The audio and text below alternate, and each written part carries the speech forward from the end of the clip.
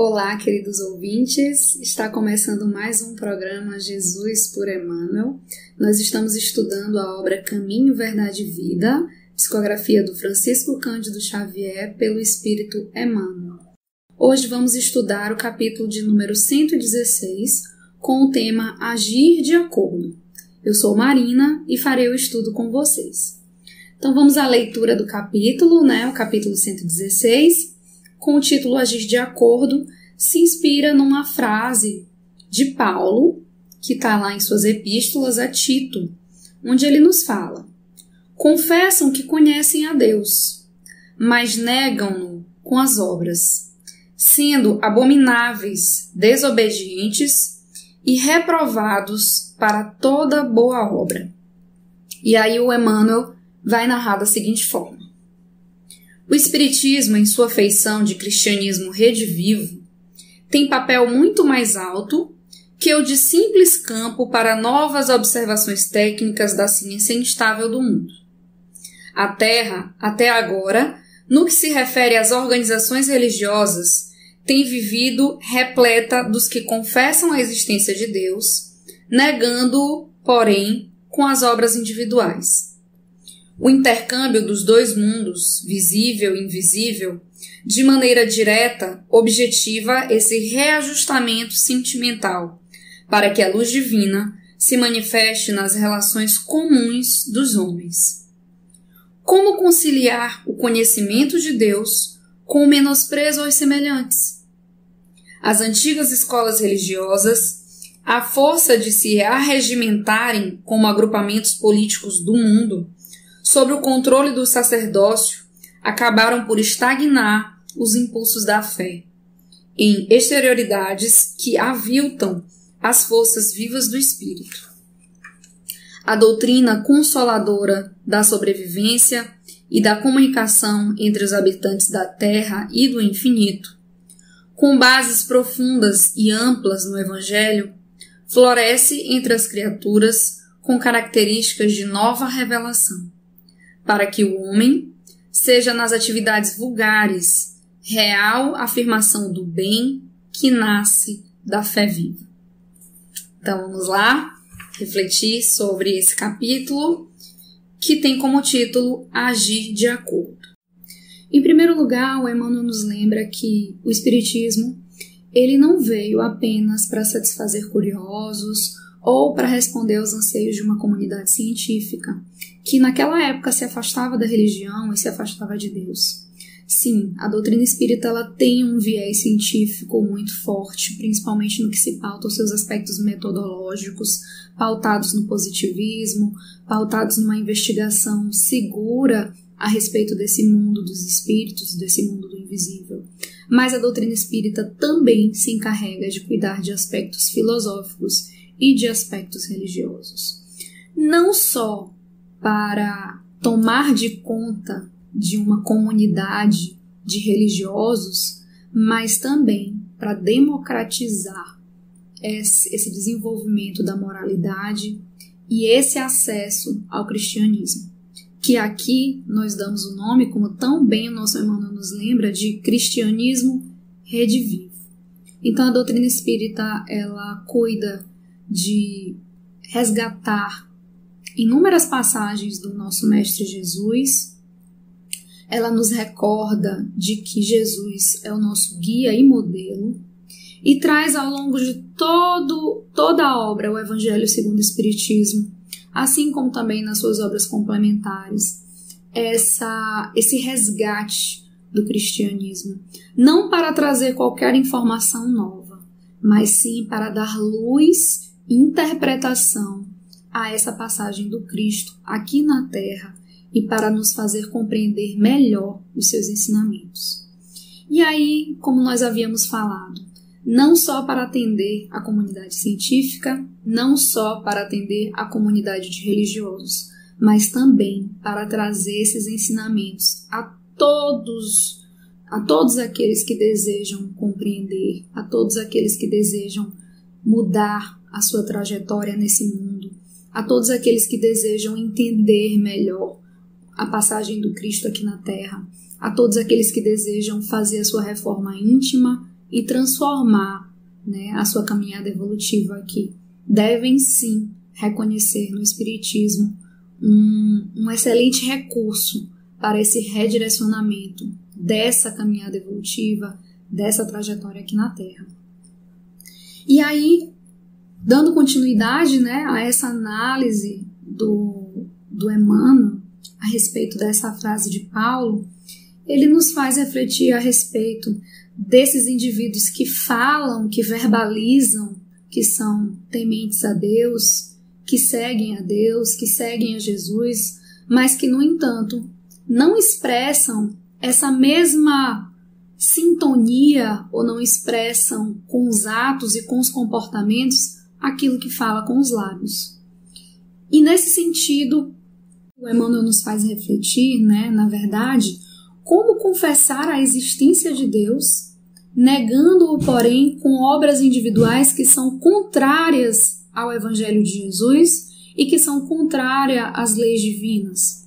Ou, de outro modo, como conciliar conhecimento em Deus quando, na verdade, agimos com menosprezo aos nossos semelhantes. E isso que o Emmanuel nos traz nos faz pensar a respeito de dois capítulos do Evangelho segundo o Espiritismo, sendo esse o Cristianismo Redivivo, resgata as máximas do cristianismo para que nós possamos compreender e ter um entendimento ainda mais profundo desses ensinamentos. Quando lá no capítulo 21, resgata a máxima de Jesus que nos falou: conhece-se a árvore pelo seu fruto.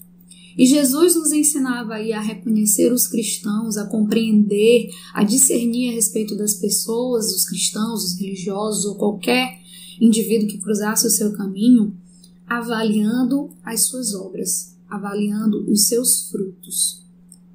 Nesse capítulo do Evangelho segundo o Espiritismo, ele nos adverte a respeito dos falsos profetas, nos adverte sobre os espíritos enganadores, nos ensinando a distinguir espíritos bons de espíritos maus. Pois não pode uma boa árvore dar um mau fruto. Podemos, então, distinguir o cristão através da natureza dos seus frutos. E é assim que a doutrina nos fala que cada criatura traz principalmente nos atos a marca da sua grandeza ou da sua decadência. Esse capítulo me faz lembrar um conceito cunhado pelo psicólogo Carl Rogers, um psicólogo norte-americano, quando ele nos fala do conceito de congruência. Congruência nada mais é do que o indivíduo ter coerência entre aquilo que ele sente, a forma como ele age e aquilo que ele fala. Então é necessário então que haja uma coerência, uma consonância entre o que o indivíduo verbaliza, entre aquilo que ele pensa e sente e a maneira como ele se comporta. Pois só assim ele consegue equilibrar dentro de si essas forças que o levam a essa condição atualizante.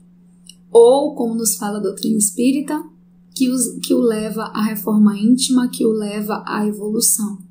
Porque é preciso que o indivíduo consiga compreender-se. A questão do autoconhecimento que a doutrina espírita também traz. Se a boca fala uma coisa, o pensamento outra e as atitudes outra completamente diferente, como é que fica o processo de autoconhecimento desse indivíduo? Totalmente confuso, totalmente caótico.